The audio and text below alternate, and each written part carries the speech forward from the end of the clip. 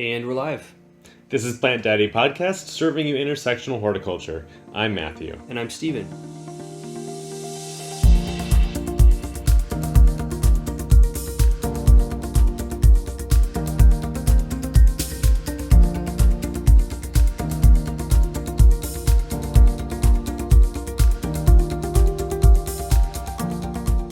Hey everyone, thank you for tuning in, and welcome to one of our off-topic episodes. Well, it's not completely off topic, since we're going to be talking about plants still. So, that's right.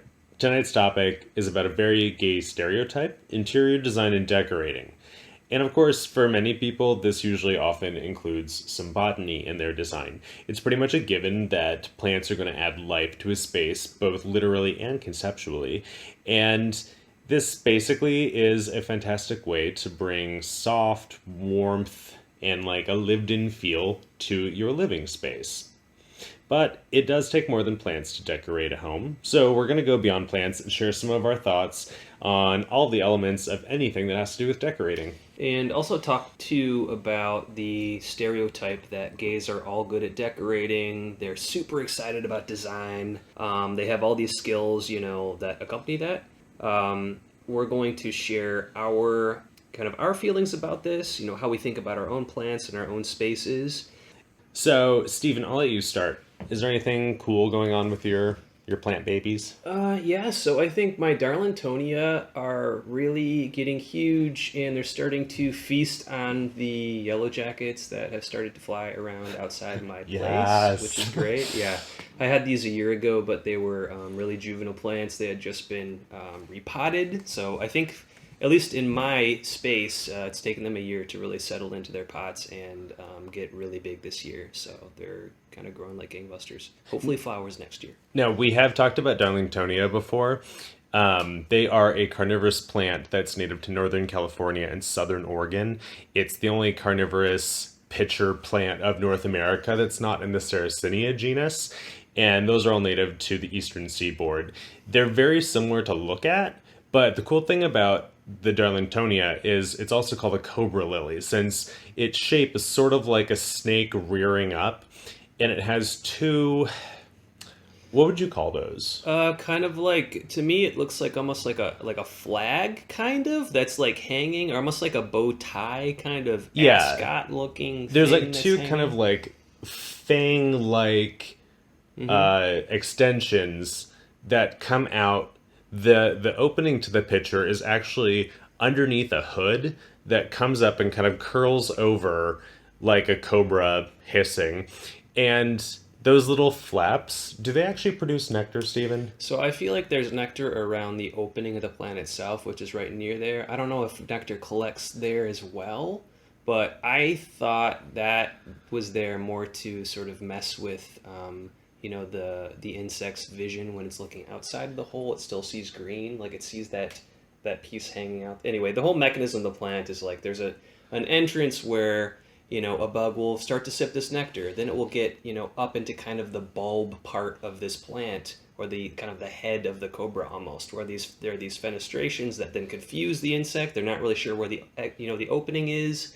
And the fenestrations Stephen's talking about are really translucent patches in the veining. So looking up from the inside, they appear to be a way out. It's kind of like a glass ceiling inside of this trap that the insects are drawn up towards. But then once they're inside, they can only go down into the digestive liquid. Yeah, so they'll go down, and I'm not even sure there's liquid down there, which is interesting. So they have a bunch of hairs, and as the insect goes down, it then tries to go back up. The hairs are all pressing down. It's really, really hard for it to get. It's kind of it's tough to be a bug. Cruel, but also a miraculous design from nature. Yeah, okay. And it's really cool to see when you have yellow jackets strapped inside, because those little fuckers are so angry, and they sometimes they find their way out too. So just don't. I wouldn't put your face right up to it when they're in there. Wait till they're at least a little. Especially if you have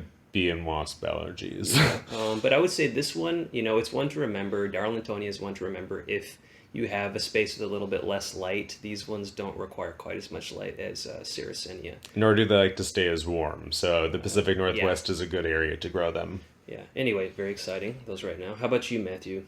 So I think I mentioned this on an earlier episode where I was talking about aroids, and I have this monstera. It's the Monstera deliciosa, and I've had this plant for probably like 5 or 6 years by now, and it's really gorgeous. In our old apartment, my boyfriend and I lived in the U District, and we had a two-bedroom apartment. The second bedroom was just like where we kept Brian's video game stuff and all of my, well, most of my plants. And I had this Monstera in a corner that was really brightly lit, and I even had some supplementary lighting in the same space that it benefited from. But the humidity stayed really high. The sunlight was great. The room was always super hot because we were the second of two stories in a south rises in the east, sets in the west, southwest facing room. Yeah. So it was like baked and very hot. And the combination of all of these factors meant that this Monstera was so happy. It was actually like literally climbing the wall. It just kind of Wow. like pressed into the corner and then grew aerial roots that kind of held it in Wow. I place a didn't know bit. that. Okay. I actually got my damage deposit back on that apartment. They I must not have checked. I don't think they did. Okay, um, interesting. but anyway, so it was gorgeous. It was so mature because it had begun to climb. Its leaves were huge and they were deeply split. They had tons of fenestrations. It was putting out multiple new leaves every month. And then we moved, and our new apartment on Capitol Hill does not have the same great light that I had at the old place. I don't have a spare second bedroom that I can just like turn into a conservatory. Yeah. And I didn't have a really good place for this huge Monstera. So I kind of sadly like pruned it back really hard and moved with that, hoping that it would then like resprout and be great. Uh, I had actually really poor luck with rooting the cut ends. Okay. My intention was to do that, but they just like rotted. Like the rhizome, when I stuck it in water to root, it just started to rot. And this was probably because I did this in February when it was in inactive growth. It was just kind of hanging out, biding its time through the winter. So it wasn't great. And then they got infested with scale and like some God. other little insect. So this poor plant like really suffered through this move. I eventually ended up pruning all of the new foliage that it had grown off because that's where the pests were. And I soaked it with neem oil several times and used some systemic pesticides as well. So this plant has been through it. Yeah. And so It was doing great. Now it's a near death experience. yeah, like I have nursed this little baby back to health. Chemicals, plagues. Yeah, Okay. basically, like this plant is Chernobyl, and it has been really, really enthusiastically growing for the last year and a half or so since I did that, and um, it's kind of at the point now where I'm counting on deep splits in the leaves regularly, but I kind of had a problem with how I pruned it back originally. When I did this, I wanted to keep the stem, kind of the rhizome part that new growth would come out of. I wanted to keep it thick so that it would mature quickly, but it was already kind of overgrown in the pot when I pruned it. So those overgrown rhizomes, those stems all then started to grow. So now it's super leggy because it like the center of the plant is pretty empty and it was just kind of growing out towards the sides, and all the new leaves that were coming in were looking great, but I don't have a great way to be able to stake it up. And if I can't stake it up, then it becomes very floppy and like the leaves won't grow Okay. as maturely as quickly. So what I did was I took damp sphagnum moss and I wrapped it around sections of the exposed root, and I wrapped those with plastic wrap and I've kept them moist. And this has facilitated it growing a bunch of aerial roots, just the way that it would if it was in its natural habitat with high humidity. My apartment's not super humid, at least this time of year. So I couldn't count on it doing that on its own. And because what I want to do is to create a more compact, dense shape with this plant, air layering it means that I can then safely cut off that portion, and it already has a root system that I'll be able to then plant. So my intention is to take the existing stems that I've clipped back. Those will generate new growth.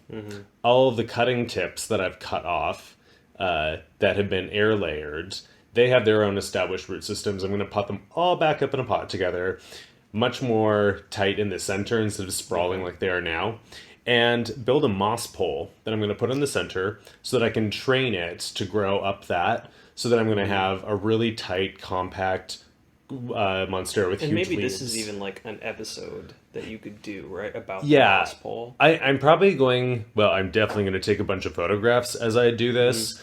What I'm going to be using is PVC pipe because that's hollow. I can drill holes every few inches in the portion that's going to be above soil, wrap it with sphagnum moss, and then hold that in with chicken wire, and then I can just water it by filling the PVC pipe with water, nice, yeah. and then it'll kind of just leach out into the moss consistently to keep it wet so that the roots are going to benefit from that humidity. They're going to be drawn to like grabbing it for growing up, and hopefully it'll be stable enough the way that I'm doing this that I won't have to worry about it tipping. Okay. Yeah, so there's a really long story about rejuvenating a monstera, and the whole reason that I'm doing this instead of buying a brand new one is because to get a plant as mature as mine was, it would be like at least $100 more than I would want to spend. Okay. They're really popular right now, so getting mature plants that are grown well instead of just hastily from cuttings that are still younger than you'd want, it takes some time to mature a plant that much. Makes sense. All right, that sounds exciting though. That's a journey. With Yeah, thank you for coming on it with me. Yeah. So, let's see. Any news in the plant world? I don't have any to I share don't today. really have any either. This Okay. is where I'd usually just rely on Matthew to magically have something. But okay, good. We're like you were like equalizing here, right? This is that makes something. me feel good. Yeah, this is a section like if there was news, I would share it, but I don't really have anything. Yeah. Okay, so before we dive into our topic, I just want to remind everybody that we can be found on all of the social medias, Instagram, Facebook, Twitter, and Pinterest as Plant Daddy Podcast, and online at plantdaddypodcast.com.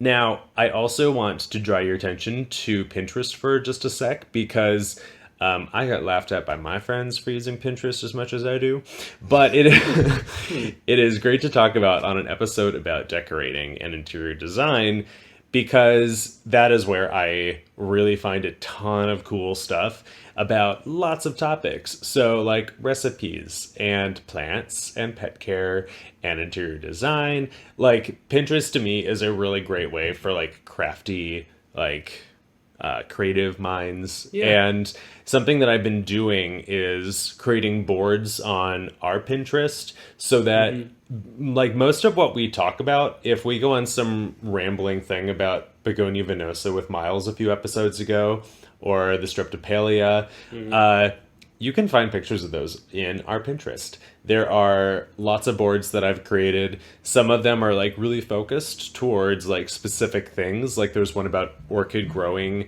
techniques. There's also a couple just very general ones, like some cool trendy plants where I'll share neat things that I think would be cool to have. And yeah, you should definitely check that out if you're a Pinterest user. Yeah. I've been having a lot of fun. And I mean, just to, help you with your Pinterest shame, like, I use Pinterest as well. I don't I don't necessarily, like, be like, oh, I'm going to go on Pinterest today and just look at I don't know what yet. I don't really do that. You let Pinterest tell you what you look at. Oh, no.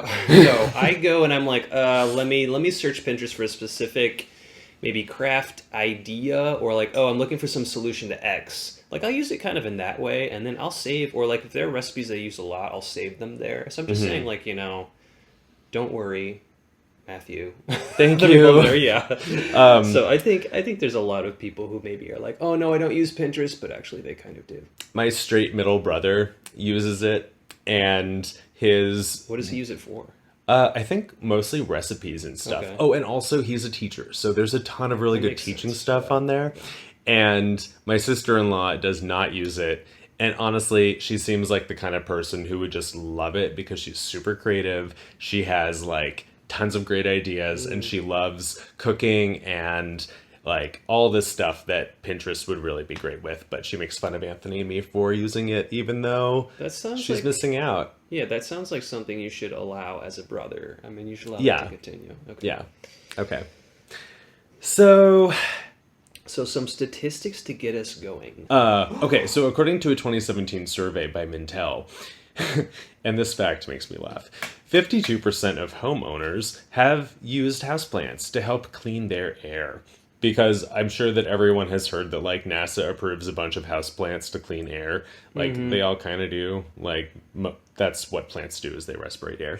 And I think that's really cute that people, like, deliberately think that plants are going to be the best way to do that. Like, Yeah. it's a nice thought. That's and kind of my thought too. I'm like, oh well, don't ruin that for people. But I Yeah. feel like I would not. Like, I guess it works if you never open your windows. Yeah, or be like, oh, I could open my windows in Beijing, like as long as I have this, snake plant. Like, Yeah. probably not. Now, I do often say that I probably have the cleanest air quality in Seattle because of how many plants I have. And I'm sure, like, science has, in fact, proven that this is, like, a thing that plants do. So I'm really not knocking it. Please don't yell at us about how we're eschewing science and everything. But I actually had a Spanish pen pal for a while who was, like, legitimately concerned about the number of plants I had in my bedroom because Wow.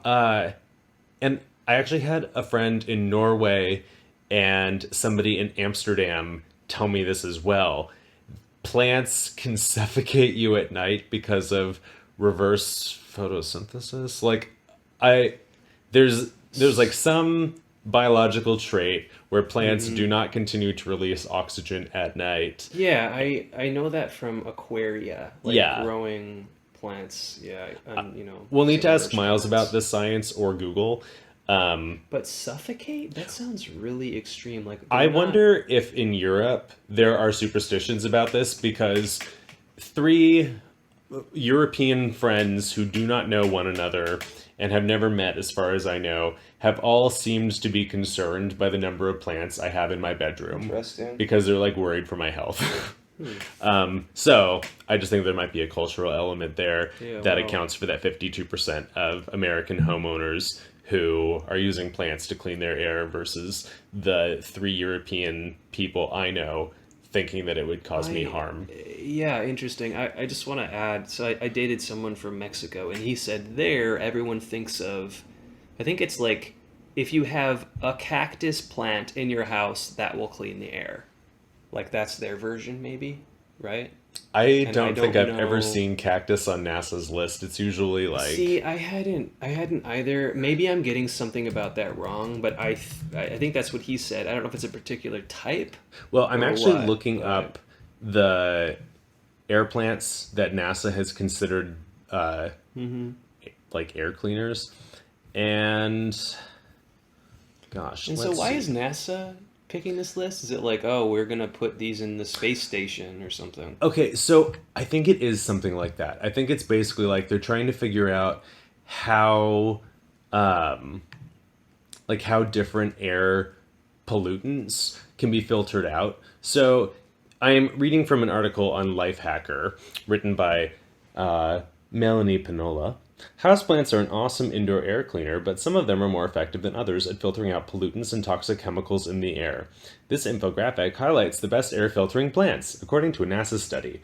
And basically, they're trying to clean the air in space stations. And they found that plants can be effective at removing benzene, formaldehyde, trichloroethylene, xylene, and ammonia from the air. And all of these are chemicals that have been linked to health effects like eye irritation and headache. So a lot of these actually are really easy to grow, so it's pretty convenient. But let's see, air filtering plants. And We you know, have Yeah, I'll just jump in here too. So I'm looking up. I mean, this This is a WordPress site, okay, so take it with a massive grain of salt. But I mean, we're talking about what people think, right? Our So maybe website's a this is WordPress site. yeah, but I'm just saying like it's not NASA, right, where you're looking. I mean, so I'm thinking like, okay, maybe this is what people are reading and thinking and doing, right? So here it says cacti is the best for reducing radiation and bacteria. Actually, that's what I heard, radiation. Really? Okay, Well, so that's what, and maybe this is just, I'm not saying this is definitive at all, right? But maybe this is reflecting these opinions. Cacti is very strong in eliminating bacteria, how? tackling pollution, reducing radiation, absorbs carbon dioxide at night. It continues to absorb at night, it's saying. I So, again, not like we're saying this is true, but maybe this is this prevailing No, I'm actually thought. fascinated by this. So, So you were looking at something that somebody on WordPress wrote. I'm looking at what NASA said. And some of the points that they point out include Boston ferns, which are actually real hard to keep alive inside unless you have 98% humidity. Spider Boston plants, fern. which so many people have. Chinese evergreen, which is also called aglaonema. That's one of my favorites. Weeping fig, Ficus benjamina, devil's ivy, the standard What pothos. is it about these, though? Do you Well, know? they are able to filter out these different chemicals that we were Okay. talking about. So, trichloroethylene, And I formaldehyde, just find it benzene. hard to believe it's like really just these. Maybe NASA was like, oh, okay, I mean, these sort of genus, like this genus can do it. Let's just pick one that's commonly available here. Well, I think You that what know? they did was they probably bought available plants to test for this Okay. because, like, most of these are very easy to find anywhere, like flamingo plants, Gabera daisies, Yeah. cornstalk dracaena, English ivy, snake plant, chrysanthemums, peace Okay. lilies, dracaena. Like, these are all plants that you can buy at Home Depot. Mm-hmm. This shopping list is like the indoor and some of the outdoor plants at Home Depot. And so the fact that people use them for this, I know that everyone has heard about this NASA study, but I think the way that the data got disseminated was probably really poor. But I think that's cool though. I don't think there's any reason why you shouldn't bring plants into your home to keep it Yeah. clean, even if we're like skeptically laughing about it. Yeah. I only think that because I leave my windows open all the time when weather permits, and I'm sure that my plants are not cleaning the outdoors It's too. because you're afraid of suffocation. Yeah, because of all those You European just friends of yeah. mine. Yeah. Well, get a cactus. Yeah. You have like 90. But shout out to my friends in Norway and Spain and Amsterdam. Okay, so and then in addition to people who have been doing this to clean their air, Pinterest also back to Pinterest. Pinterest reported that searches have increased 97% for plant care content compared to pet care. And they didn't specify what time period that they were looking at, but the fact that plant care is increasing while pet care is staying stable is kind of cool. And then Instagram reported that some of their most popular and trending hashtags for 2019 included urban jungle, houseplants of Instagram, Monstera Monday, and Jungalow style. So I think this basically, Bungalow style. yeah, it's like a bungalow, but it's your Okay. jungalow. I think it might be Juggalo. Is it? Oh no, it's not. Wait, Juggalo style is something totally different. So I think, but you're not, you're thinking that's no part of that? Bungalow style? Yeah, Jungalo style. Just because Steven's not up on the Yeah, hashtags. yeah, okay. I mean, listeners, like all three of you, please write in, Yeah. okay, and set us straight. So I guess we'll be hearing I from our think- moms. I don't want it to be that, but Juggalo style, I think that's what it is. I disagree I have no idea what a respectfully with Juggalo Steven. is, okay, for the record. Yeah. I will never own to that. Well, but anyway, so Jungalo or Juggalo, it kind of just shows that a huge focus in interior decorating is on plants. And of course, this is always ascribed to the millennial generation, but I think that it extends into both like older and younger, obviously. But so, Stephen, if we take a step back, I want to hear a little bit about your own interior design style. Since we're not really talking about plants, we're talking about decorating and aesthetics and how you've designed your life. So, first, tell me how important is the interior design of your living space to you? Wow. Okay. So I would answer not very usually, right? Or if I'm at like a party, people are like, oh yeah, what's your style? Like, oh, what's your, I don't know, if that's the discussion, I'd be like, Hmm. oh, it's not really, I don't really have a style, but I think I kind of do. I feel like if I have to answer that, I feel like I don't sit and think about this very often, right? But if I answer that, it's kind of like I like, basic, sort of natural ish pieces and tones and simplicity, I would say. I don't necessarily like super bright colors.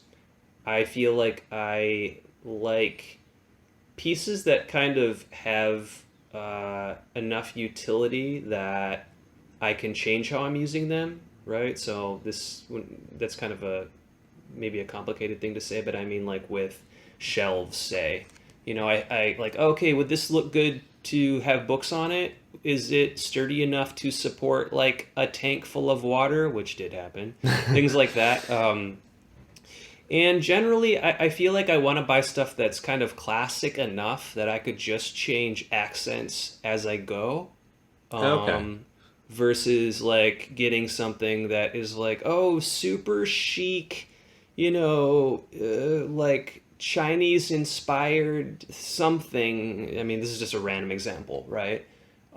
I would rather get something that's like, oh, more sort of Scandinavian-ish, and I mean, maybe I'm like getting this completely wrong, right? But I think I'm kind of making it clear. That's kind of how I think about it.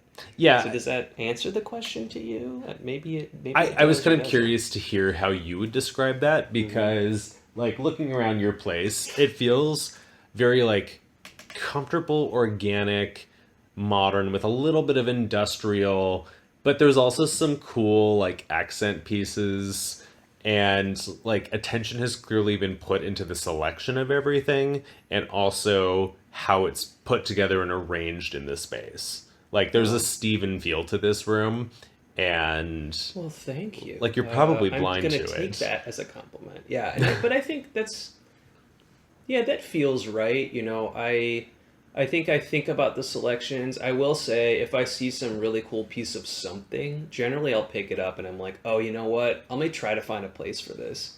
But Hmm. then if I don't find a place, then I kind of like put it away, What right? was the Or it's most not. recent like cool thing that you found? Um, gosh, I'm trying to think right now. I can only think of a bunch of things I didn't quite pick up, but I would say picked up a couple of cool pieces of pottery that don't necessarily fit the color scheme that I have right now. So I'm pointing right now to this blue sort of um, like ceramic pot that has a blue glaze on it. I don't really have that blue anywhere necessarily, but I'm like, oh, you know what? That piece is kind of cool enough that I think it can stand alone. It's functional enough as something to grow plants in that I'm like, oh, you know what? In my current setup, I think that I, can make this work and it would be a great place to grow a plant and it would work with my grow lights. And it's just, I feel like in sort of the kind of melange of things happening, I feel like this would fit in it. I mean, Hmm.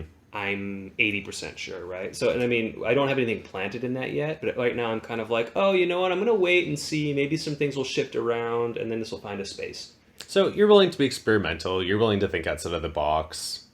Yeah, with outside of my box, which is not necessarily huge, right? If that makes sense. So that, yeah, I don't want to, I mean, I think that's right, but I just want to make sure that doesn't sound like way more grand, maybe, than I feel that Yeah, it no, is. that makes sense to me. But So what are some of the elements that you like really do care a lot about? So do you mean like an element of design or Well, element of like a what are things piece? when you're putting together how your apartment space looks? Like you're gonna have priorities. Like lighting might be more important than throw pillows. Like Okay. what are the parts that are really critical and key to your happiness in this space? So I feel like I want materials that look nice because I feel like often I, yeah, I feel like the maybe piece of furniture itself I want to be part of the look, if that makes sense. Like I Hmm. don't buy something and being like, oh, okay, well, it doesn't quite match, but I'm just going to cover it up with something else. I don't guess I tend not to really approach anything like that. Mm-hmm. Or I'm like, oh, okay, well, I want to make this piece by itself with nothing on it, right? I want to make sure that matches the other kind of pieces with nothing on it. Because I feel like I don't know how I'm going to move things around in the future. Yeah. So I would say that's true. I feel like I would want to stick to my couple elements that I have, which is generally wood that's a little bit darker. It would be kind of like glass and metal, and I guess that kind of says everything. But I have sort of certain colors of all of those things. Yeah.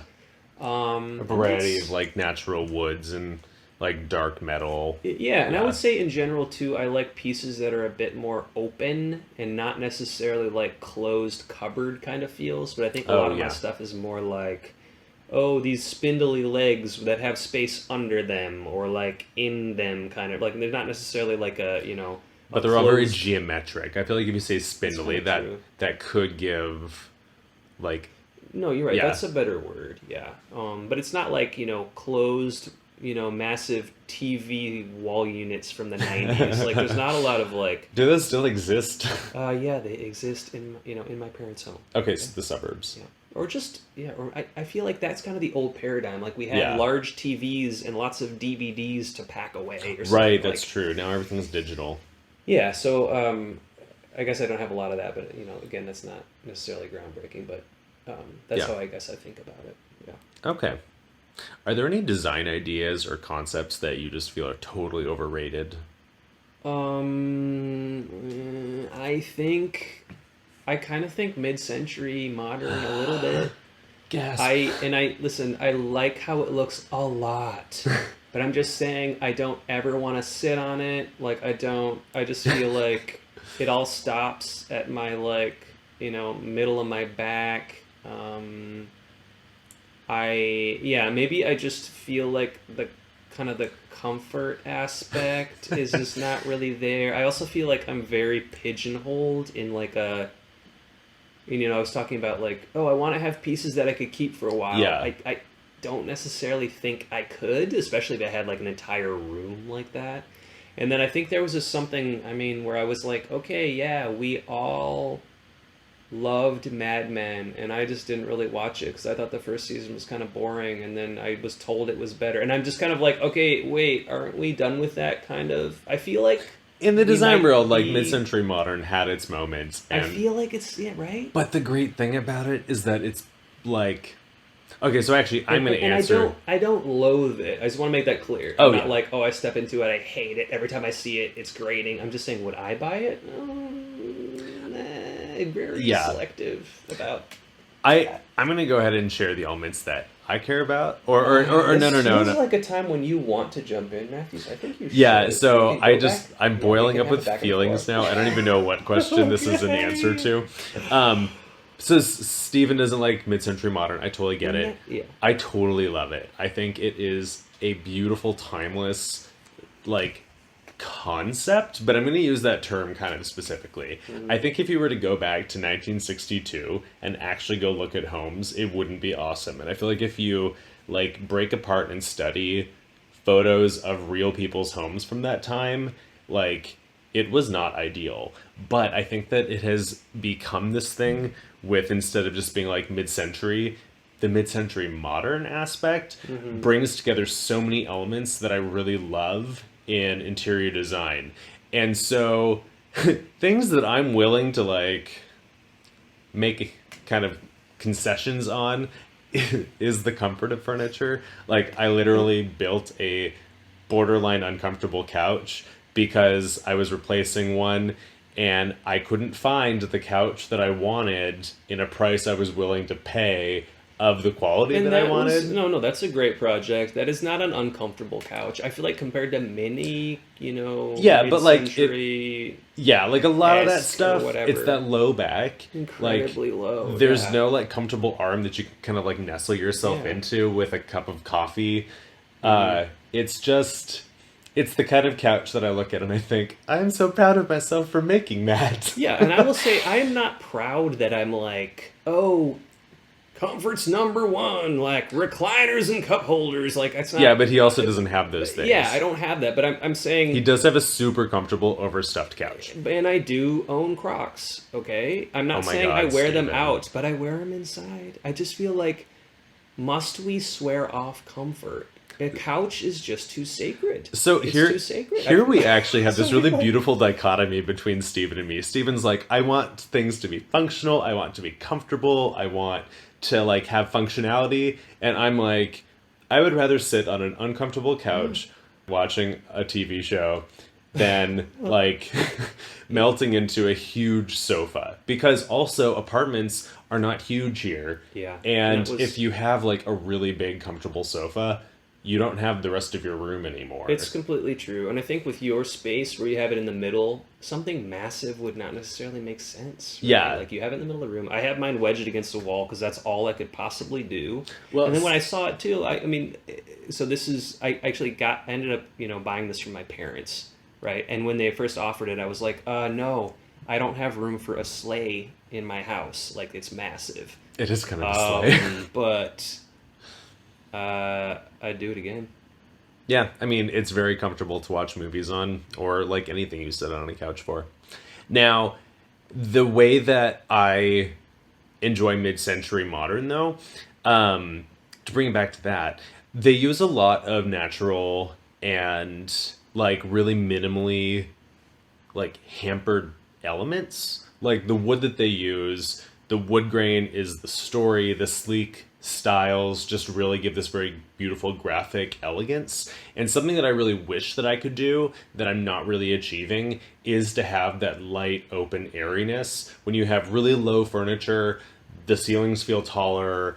When you have like those low slung chairs and like carpets and everything kind of working together, it creates these spaces that you don't get when you have like larger or like 80s, 90s, thousands style furniture. And so many of the pieces use these nice combinations of glasses and ceramics and metals, and so there's a lot of like shiny brass. And I feel like there's this trend in houseplants where the ones that are really popular right now, like the split leaf philodendron and the snake plant and the fiddle leaf fig, like tons of these come from that era. Like they became popular. And Instagram has done this amazing thing where the fiddle leaf fig became huge because it was featured in like Architectural Digest. So people who read that magazine, like designers and people who kind of were of that particular world that was not accessible to the average human, they were using these plants. They were doing things like the white bird of paradise is another one that was popular in the 70s. But Instagram makes that accessible to anybody. So just like the same way that kind of fashion used to get disseminated down to people where like the press would write about it and then like it would go from being like a runway show to like a long period later clothing that you can buy at JCPenney. In fact, Miranda Priestley in Devil Wears Prada gives a beautiful little talk about that. The cerulean blue sweater. Yeah. But Instagram has suddenly made all these plants like really available, both like for people's inspiration and also you can connect to where you can buy them easily. So these retro looks and styles and plants have really all come back in popularity, and growers have had to adjust what they're doing because of how that trend of like Mad Men style over a decade ago now, that really caught the public eye for a while. And some of the things that have lasted are those really natural elements that kind of also lean into Scandinavian, the graphic foliage, like the snake plants in particular, to me always say 50s. Yeah, there's something. I mean, and I'm thinking out loud a little bit, but yeah, maybe that's the element of these plants is like they are kind of exaggerated in some ways, right? Like a fiddle leaf fig has a massive leaf. And it's shaped like a violin. Or like that, super popular pilea. It's like this sort of cartoonish, just clouds of circles. Yeah, people call them like maybe- pancake-looking leaves. Yeah, or maybe I don't know. Maybe there's something to that. But There's a lot of whimsicality to some of these plants, and like there's a reason that they were popular. They're largely very easy to grow indoors, and Yeah. like it. So to me, like signaling some of these like different eras in like indoor plants is a fun thing to do. And so while my apartment's too small to get all of my things and the airy mid-century modern element, I can still play with that by using some of the same materials and the ways that they would kind of group things and using some of these key plants. It really tells a story. So before you give away too much, what is your design aesthetic? How would you describe yours, Matthew? How would I describe it? It's sort of like California boho with Wow, like a interesting. small hint of British colonialism, grounded in Scandinavian modern minimalism, Wow. but like, yeah. Okay, what would you say is the colonial element? Is it just this Oh, just selection of tons of plants? plants. Okay. Yeah, like British colonial is beautiful, but I think it needs crown molding and like wainscoting and everything. Yeah, that's like the last thing I would have Yeah, said, but no, but I'm saying that okay. because I have like multiple ornate bird cages full of Yeah, yeah. songbirds, and I have like some palm trees, and I literally have this stretch of like, I don't know, 30 feet of wall. I don't know how much feet is.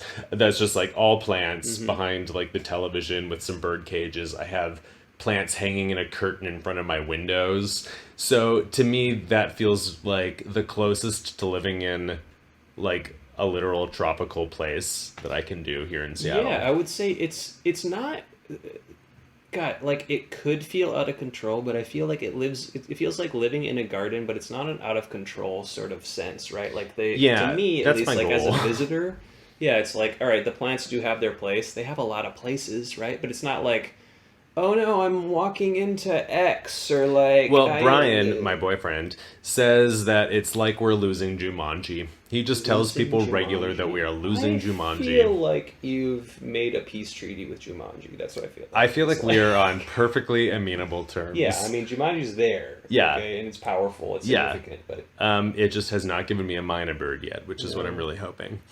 Um, but so uh, one of the things that I think has really helped me have that balance of literally hundreds of houseplants in an apartment that's not very large, that's having to serve a lot of purposes, and also be really aesthetically pleasing because I care a lot about that. In our old apartment, I put everything in places and then I got plants. And in this apartment, I moved into it with all of those huge plants or with a lot of huge plants. interesting. So when I was arranging how I was going to use each of the spaces, the plants were one of the primary like focal points that I had constructed. So Yeah. I mean, not everybody has the luxury of getting a clean slate new apartment, but I found that that was really helpful because then I wasn't just trying to like adapt a room to have them in it. It was more like, how do I want this room to revolve around like three large ficus trees and a ton of aroids and Yeah. an orchid collection. Oh yeah, I think that makes sense to plant people too. I Yeah, remember when I was kind of starting out, I'm like, all right, well, what plant can I put back in this corner furthest from the window? And I mean, my answer now is like nothing that you care about, yeah. Like there's this whole But yeah, swath of it's my like apartment that cannot grow anything unless I like add more lighting to that section. But I don't want my whole apartment to be as brightly lit as Rio de Janeiro.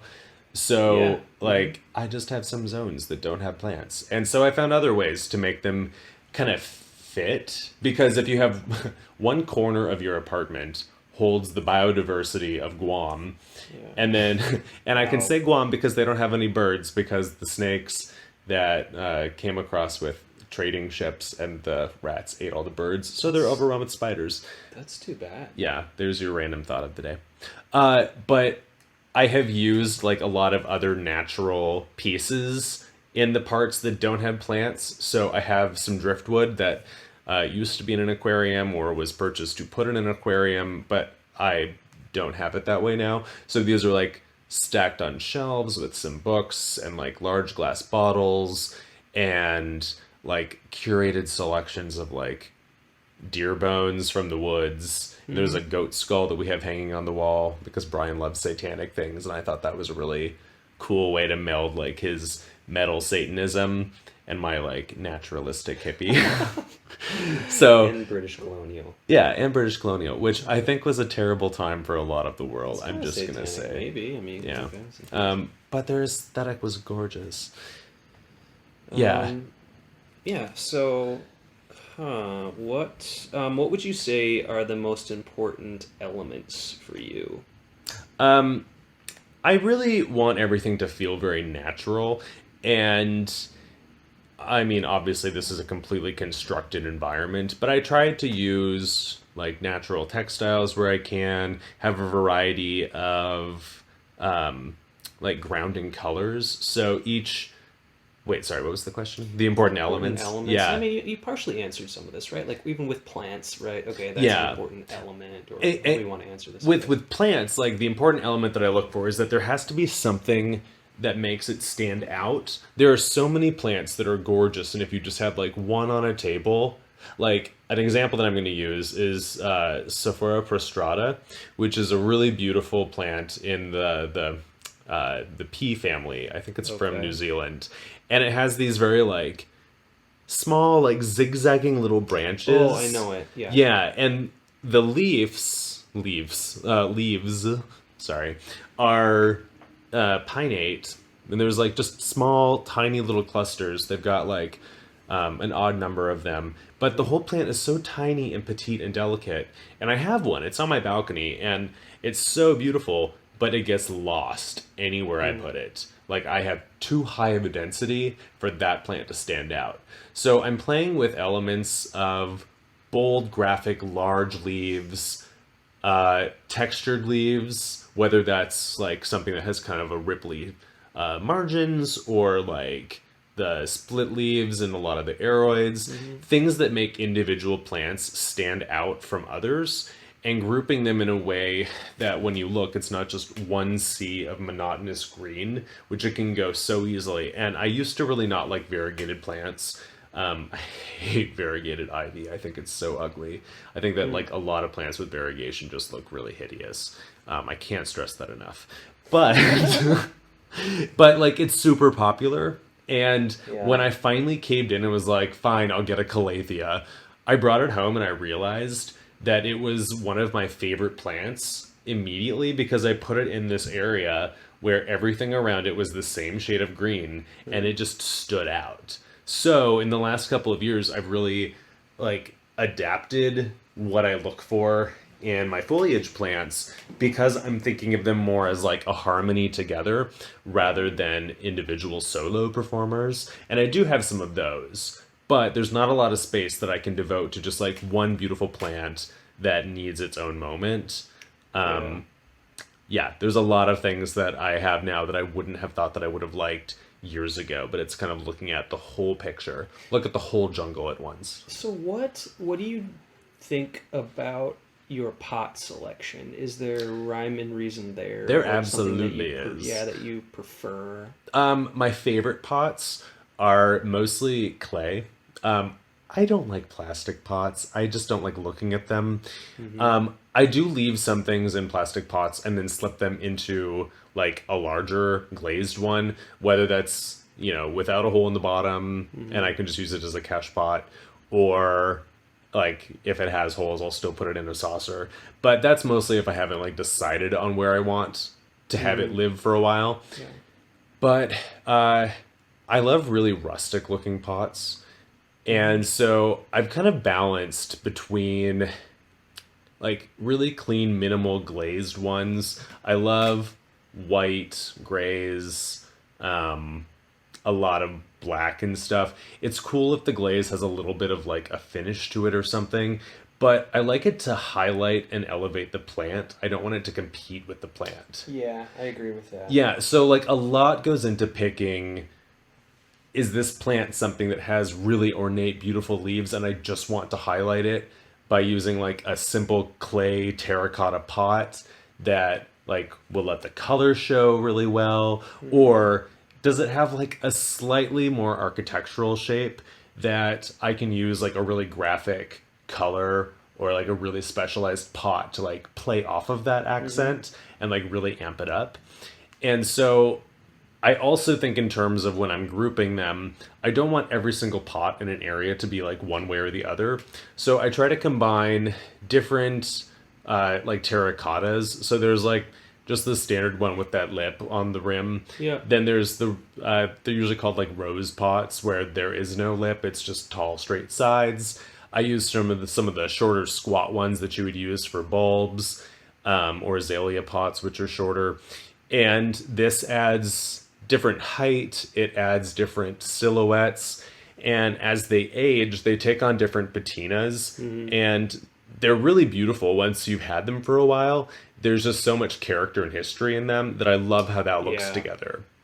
And then I like to mix into those some pots that have like, painting or something, like some kind of graphic, whether that's like a graphic floral pattern or like a kind of tribal, cultural reappropriated look, like something that like gives it more of like a rustic but I don't know, less sterile feel, and then mixing those in with some of the glazed pots as well, Yeah. just so that there's like a combination that kind of, I don't know, just like balances in the way that I want it to appear. A lot of the ideas that I get from this are on Pinterest. This is sort of like Yeah. the aesthetic of Instagram and Pinterest right now. One other thing that I love is mixing in like shiny brass, like pots. Shiny brass. Yeah. So like, is this like chains for a hanging Yeah, pot, or what is the but brass? like mostly like either like a gold glazed pot or like yeah. a copper cash pot or something. Just getting that metallic in is really fun, and there's a lot of plants that really pop against it. I have a begonia. We were just talking about begonia maculata righty. We talked about this with Miles. It's like the Instagram darling of begonias right now. And it has deep olive green leaves with purple undersides and like shiny silver white spots. It's super Oh, graphic. And I think in like a shiny gold, like mirrored looking pot, it is so beautiful. And then I have this orchid that actually has kind of similar olive and purple. It's the Psychopsis Mendenhall. It's like a butterfly orchid. That's in a gold pot.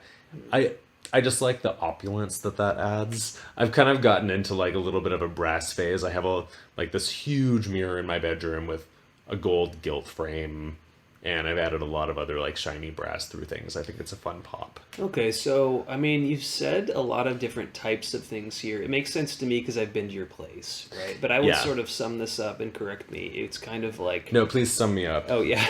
So I think at least pot wise, right? This is like mostly natural metallic kind of tones happening. Sometimes there's, splashes of color. But if there is There's- color, it's like shades of earthy blue. I would say Yeah. like kind of turquoisey, almost kind of like Latin American esque kind Oh, of tones yeah. to me. So another element that I'm going to throw in that has nothing to do with plants is that color is so important for telling a story. So our apartment is like one big room, and you walk into like the space between the kitchen and what we call the study, which is like where there's a desk, and then to the back left corner is like our living room area that has most of the plants and the television and the sofa. And then to the right of that, behind the kitchen, is like our dining room area, with the door out to the balcony. And so if you stand in the center and turn around, the colors are completely different. The wall in the living room is gray. The wall that you walk in on, like the wall that the door is in, that's entirely black.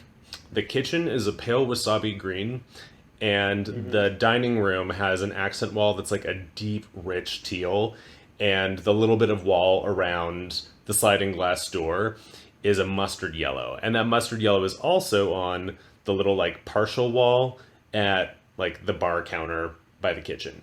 So if you stand in different areas and turn around, the dining room and kitchen are like colorful and vibrant, but then you turn around and the desk workspace and the living room There's like lots of shelving and books and like, skulls of goats and stuff and a lot of plants. And it's all the color there is coming from the plants and like the wood and things because it's gray and black. And so then those elements of yellow and teal carry through in the throw pillows and blankets that I've used so that like everywhere that you are, there's a cohesive but unique color story that I've used very few colors, but it feels really vibrant and really lively. And in fact, Brian was like furious when he came home one day and I painted the gold yellow around the door. He was like, "We did not talk about that." And I was like, "I Oh, definitely mentioned doing this." And he was like, "But we didn't decide on it." I was like, "Well, wow. I bought the paint." So, in summary, this is not very important to him. He doesn't really think about design or a sense of home at all. I labored over what would make the dining room feel right. And there's actually this one picture that I found on Pinterest that is the most gorgeous like seating area that was like most of my inspiration for the feel of the room, and I had to do it differently. In fact, the exact teal that we use is inspired by Schitt's Creek. It's the Oh color my that the brick wall God. in Alexis and David's bedroom is painted. Oh wow. Okay, and Um, I'm Googling like suggested couches for Crocs owners or something. I mean, this is like and meanwhile, totally like different. I am losing sleep because I'm like looking through my Oh Pinterest my boards to compose God. all of my ideas for a living room. Okay. No, but I really care about design, which actually brings me to a question that I want to ask of Steven, because I've just been talking forever. I had a lot more to say. Maybe. I mean, maybe not. What's the Well, question? okay. I'm get, Well, what I want to I have know confidence in my design. is like, how has your design sensibility changed over time? Like, has it evolved? You know, And this is leading to a bigger question. okay. eh, I would say so, but I, gosh, I mean, right away I can just sort of say like, yeah, I mean, I guess in a basic way that to me just feels a little bit about maturity, maybe. Okay. So I think about Like, what you don't my want to look first like you're in a college places. dorm room. Yeah, or just when I was in that headspace, right? What you want to put up is like, oh my gosh, here's the tickets from the, Warsaw subway, and I'm gonna put that under my table that like where I put the other postcard things. Just like every teenager And does with their Warsaw yeah, subway tickets. kinda. Or it's kind of just like, oh, I went to this place. Here is a poster from that thing that I like, where it's much more sort of literal, like, this is who I It's very am. memorabilia driven. Yeah, I mean, so, and I'm not saying that was unique to me at all. I just feel like, okay, has it changed? Yeah. Like from there, I think it then changed into like, oh gosh, well, it was similar to maybe what it is now, but it was all stuff that I could source from IKEA for sort of negligible, for Hmm. me, amounts of money. Um, it then, yeah, I feel like it's then kind of, if it's heading in any direction, it's that it's sort of more sort of, I would say, streamlined. I don't want to say basic, right? But it's like, oh, it's more It's about these, refined. yeah, at best, yeah. Like, and these elements that I like maybe a wood I like. Does it match with what I have?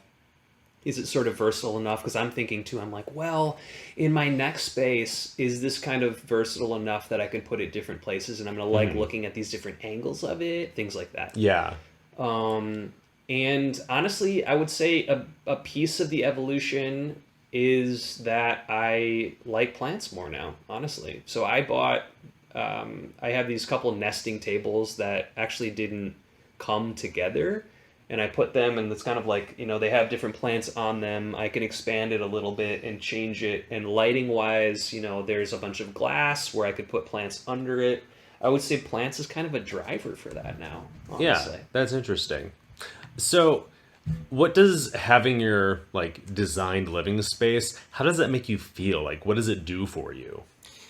So for me, I don't think of myself as somebody who like sits and tries to create a sense of home. And I know you could debate that, and I would maybe debate that with myself, right? But But these are I gay don't stereotypes that think we of are it. Yeah, challenging. I don't think of it like that. For me, I feel like my space is about making things kind of functional for me. It's about facilitating my like hobbies and interests, kind of. So I'm like, oh, well, you know, I want to hide my Xbox somewhere. So I kind of need a place to do that. I think of sort of like design in that way, like, Hmm. oh, what problems is this going to solve for me? Or I'm like, oh, this table, it would be great if it has a glass top, because then some of the grow light could then shine under it. I could put a plant down there. Oh yeah.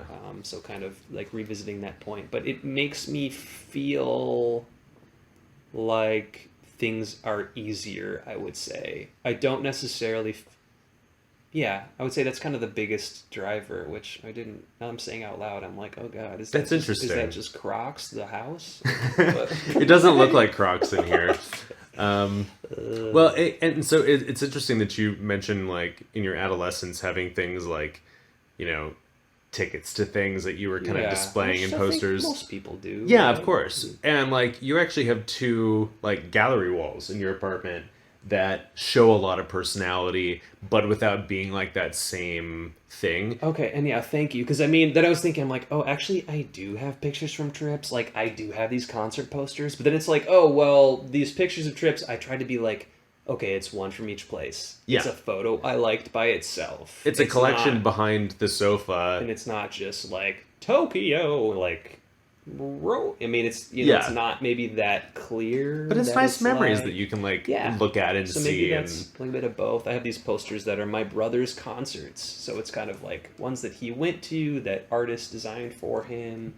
So it feels more meaningful, maybe. and that's But a really nice like progression down the hallway into your home as well. So like thanks. these are elements that are thought of and done with taste for So, sure. but this feels like an important one. How does it make you feel? Yeah, how does it make you feel? Oh no, you for Oh, your me. space. Oh. Like how are you? I am such a homebody. Like I think that one of the worst periods of my life was the last move that we had because I Wow. felt so disordered. And this is like the therapy portion of our podcast. Like, if my home is disordered, you know there's like something going on Hmm. because to me it is either like a physical manifestation of disorderliness that I feel in my mind. Like when my home is cluttered, I can't be uncluttered internally. But then on the other hand, like, well, what is the other hand? I I guess basically like I care a lot about the order and tidiness.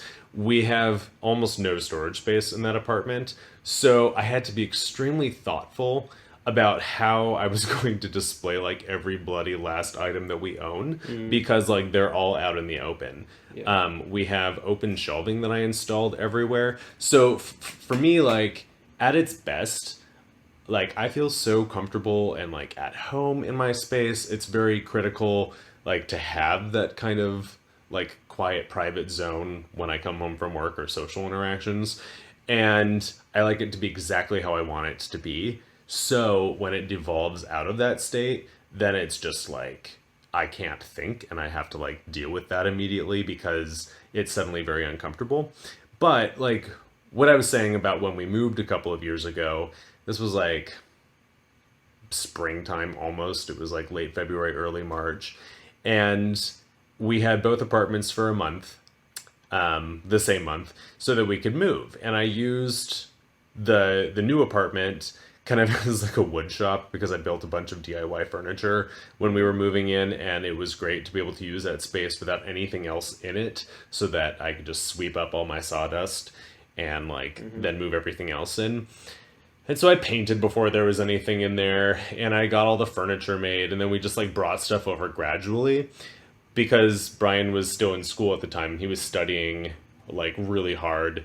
But what that did for me was it basically gave me a month where we didn't really have home. Like we had two apartments, so like we weren't homeless. We were just like spread between two spaces, and it was really jarring to never feel like I was actually like in my space.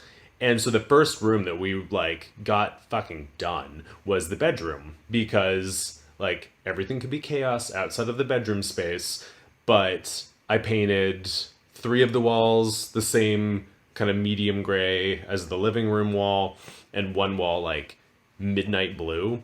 And we hung up some beautiful like pendant lights for ambiance. And I designed the dresser and bed and bedside tables to all be like the same kind of rustic look that went really nicely with like these paint colors and the lighting. And we have good morning light in there. So as soon as we just kind of assembled that space, got the TV working, I hung art on the walls, threw in some plants because why not? Like, I suddenly felt like we had a home space again, and it really allowed me to then tackle the rest of it, because like there was an end in sight and like I had progress in one area. But the reason that I like, this is so long-winded. The reason, Well, no, it's interesting. I mean, I don't know. Like, you clearly, this is a big thing that you think about that's important. Yeah, I mean, like- it's actually interesting to hear about. it's sounds not really something that cool. everyone cares about, but I love entertaining guests. Like, we have people over at our apartment all the time, and sometimes I wonder if part of that's because I'm too lazy to leave my own home. But like, it's nice having like being able to like kind of bring people together and like all that kind of like stuff around home is where the heart is, etc. And I don't know, like that's just really key to me. And the first thing is just making sure that the space that Brian and I share like feels like ours, because the apartment that we lived in for 5 years in the U District was my apartment that he moved into. And just like I was saying, with when like I got plants in that apartment, so they always felt like an add-on that were just kind of like crammed in spaces. Yeah. When we moved into our new apartment, it was more about like Brian and I had already been together for that long, so we were like creating a space that was ours. And like he didn't do very much, but he was there for like all the thoughts and processes. And we talked about what I was doing, and he was finishing up school, and he did like, he busted ass with moving actual physical things, but it felt like our space, even though I had done it all, like in terms of the design and execution, because it was done like together. And so That's like important. yeah, it was really nice. It was kind of like a milestone in our relationship that we kind of like moved into this life that was ours instead of like fitting Brian into mine. Yeah. So like there's a lot of things to unpack there, but ultimately I feel great about our apartment. I regularly just try to remind myself like this is a beautiful space and I feel so comfortable in it. And my balcony alone, like Your I- balcony is its own episode, honestly.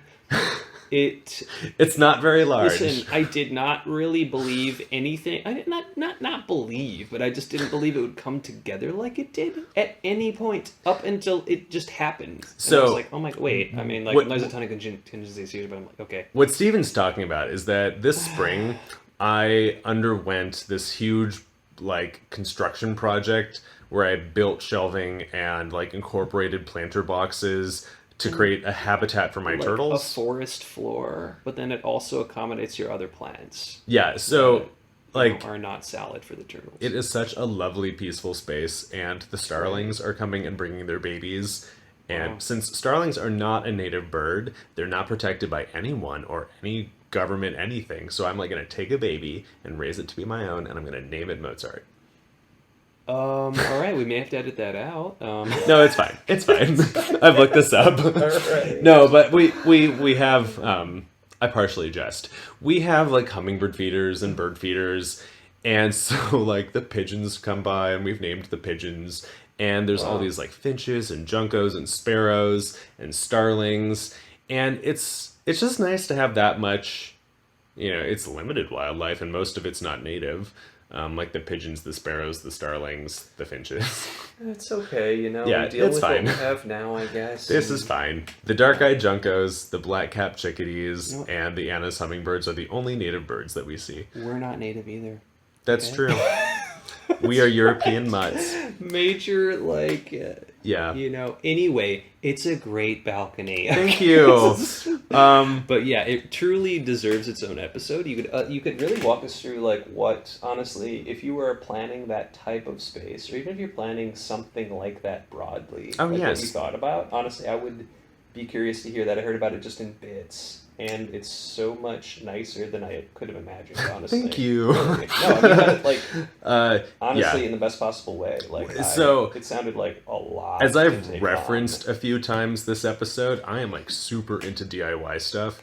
I have replaced most of my furniture from like IKEA and such with stuff that I've made myself. And I'm not a carpenter and I'm not very good at it, but I'm like, I'm enough. I'm sufficient. Like, Oh no, I think it looks good. I feel good about what I'm able to achieve, and I think that the reason that I feel that way is because I recognize my lack of skill, so I really find things that I can achieve. And that is skill.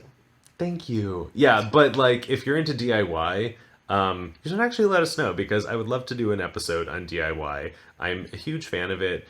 It's largely because I don't like spending the money on things that I could do better, because Yeah. I'm arrogant that way.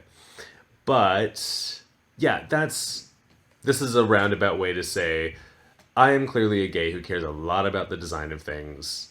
Steven is a gay who cares a lot about the functionality of I things. Yeah, that feels right to me. And it's like, oh, you know,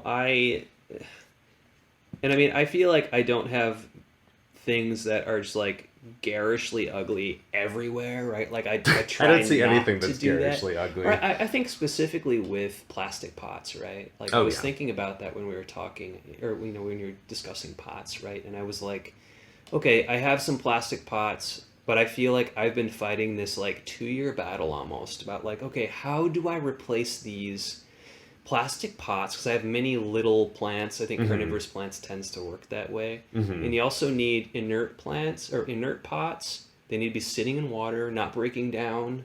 I feel like I'm often dividing and I need another thing, right? So I feel like it's kind of a design challenge, and you can put them in like a pot that's closed. But then if you have, I mean, maybe you know, like butterworts, I probably have, I don't know, 40 conservatively. I mean, Yeah, do I the want 40 pots I have to fill one by one?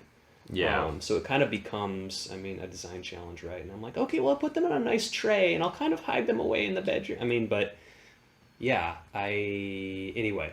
But Well, yeah, I mean, there has to be some ease so for the me. and that actually just made me think of something. Like I used to just pot everything that I bought in ceramic or clay pots because like I just liked the look of it better. It felt more finished. It felt like more of like an intentional design choice than like an impulse buy at anywhere that sells plants.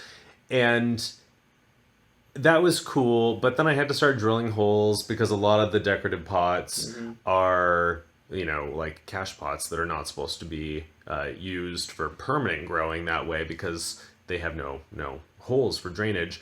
But what I found was that I would often do this like prematurely with plants that maybe I didn't really want to do it that way. Like maybe the plant dies and then like I Hmm. planted something else in another pot that would have been better in this one. So there's all these things that kind of became inconvenient that way. So I have started keeping more things in the plastic nursery pots until they require a repotting and then just putting them inside of decorative ones. And so I do have a large collection of like decorative cash pots that like plants just rotate Yeah. their way through, and then like when they need to be potted up then they might go into like their permanent like clay pot.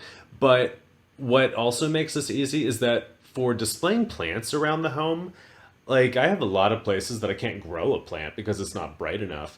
But I love having like a blooming orchid in the bathroom or something like that in a temporary location while it's in bloom. So that also makes it easy to just move things around. Like I think that perhaps there's this idea that when you have a plant, you have to like put it somewhere and leave it there. And that's true for some things like ficus. But a lot of other things, like you can have fun with it. Like if there's something doing something cool and you want to be able to appreciate that, like a cactus blooming, put it somewhere that it's not going to thrive because the flowers won't last long enough for the plant to die. Yeah. Yeah. Do you think you have lost many plants because of a design decision? I mean, like, oh gosh, I really want that in this pot, and it's I died. think that's why I kill my sundews. Like all of my Oh, Drosera, I have terrible luck with them, and I feel like that's ridiculous because like even Drosera capensis, like everybody sees that as a weed in the yeah. carnivorous plant community. But I'll grow them, they'll be like beautiful for a while, they'll be great, and then suddenly it'll just like die. And I don't change anything about how I'm caring for it. I think that maybe it's just the fact that I'm really sloppy about using filtered distilled waters and stuff.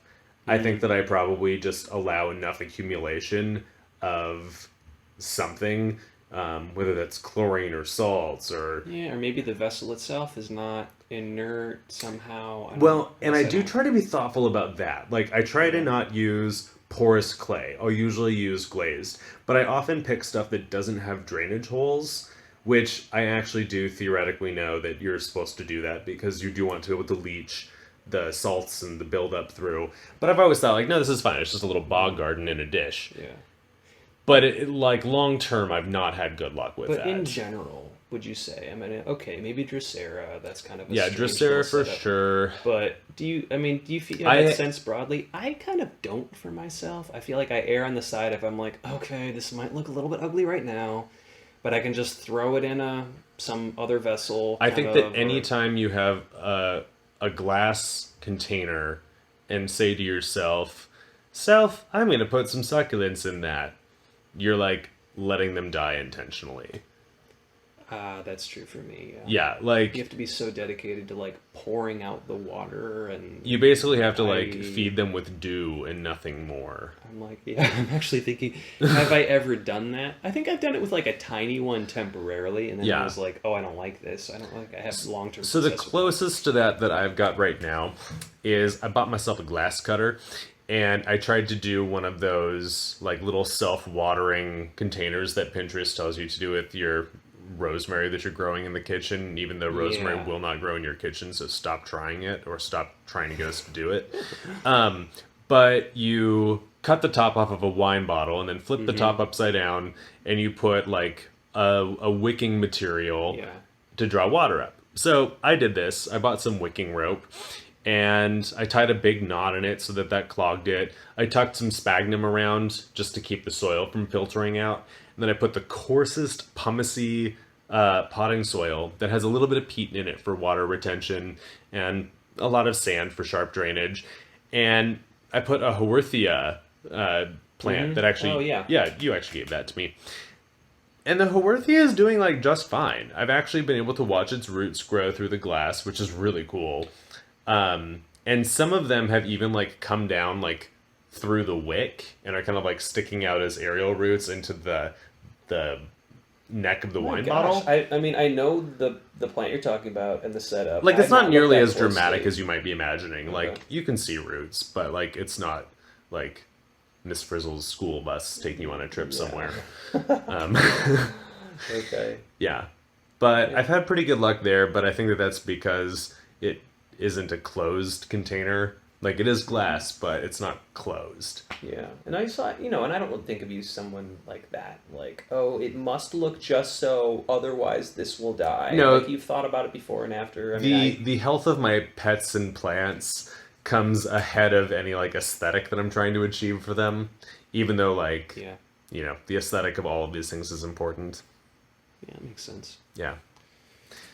So yeah, anything else that we want to touch on? I think we I think that we talked about a lot of random things. definitely. That I was think interesting. that basically, like, you could just write volumes about, like, gays and their relation to interior design. Yeah, I guess so. Yeah. I thought of myself as like agnostic or something, but Yeah, was, but, Steven says that, but he hasn't had to compromise. Like, when you walk into his apartment, it's not like, this is clearly a comfortable space. Like, laughing at it in the way that me coming over here in like stretchy pants and a hoodie, definitely comfortable, but not for fashion. well, yeah, This I isn't think. Crocs the apartment. Yeah, and I don't really feel like it is. And, so much of that is just, maybe it's honestly, I'm like, oh, well, Matthew's place feels so like well conceived, right? That Sort it of- doesn't matter that my dining room table chairs are those like particular cafe chairs that like every cafe that's cool has. And I have never noticed that. Like They are chairs that you can find Okay. at a lot of cafes and bistros on Capitol Hill. There's two styles of this chair. They're all knockoffs of like a French bistro design, and I want to say that I had those before everyone else did. Meanwhile, I am sitting in that same IKEA chair The that everyone Pawang. has. But I have two of them. We've talked about this Yeah. more than once. Yeah, so we are clearly fans of the Pawang chair. Yeah. Between the two of us, we have Oh, three. you have one too. Yeah. I have two. Two. Yeah, Oh, and they are the great. most comfortable pieces of furniture in my apartment. Yeah. Okay. So, on that note, yeah. design. Yeah, design. Sometimes it's uncomfortable, Okay. but it's pretty enough that you don't mind. Sometimes it's comfortable enough that you don't mind it's not pretty. Oh God, just go to IKEA. Yeah, Maybe but we'll get a actually, gift basket. they do some really cool stuff. Oh no, I mean there's a lot of elements. You can buy pots there as well. That's I mean, true. I have some. Yeah, You some can buy pots. plants, but most of those are destined to death.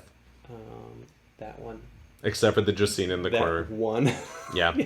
Okay, so unless there's anything pressing that we feel like we're going to say in the next 20 seconds. No, I think that's it for me. Okay, so I just want to go ahead and let you know, our beloved audience, that we don't actually have a beloved audience yet because this is one of the last episodes that we are recording before we actually get stuff on the internet. So you'll be able to listen to us real soon, and by the time that you hear this, congrats, you've already done that. But I just want to share that we're really excited to put this out there. We have been really thrilled to work on this project together and have had a lot of fun with how it's coming along. So what we would love for you as listeners to do is to do all that like, subscribe, comment, give us good reviews, please. If you don't like us, just stop listening and don't Yeah. review us. Thanks. Yeah, we want this That's to be right. like biased data. But you should also make sure that you check out our social media because as we produce new episodes, we're going to have a lot of content that we're going to do on different platforms. We have a YouTube video of me repotting some orchids from Trader Joe's. We're going to have some basic like kind of fact sheets on our blog to accompany those episodes where I just recite a lot of stuff that I've learned online and I'm really excited to share with you. Don't have to take notes. Yep, because I've done that for you, my love. So, yeah, basically, hi. We're very happy to be here. Check us out. All right. Thanks a lot for listening. Happy growing.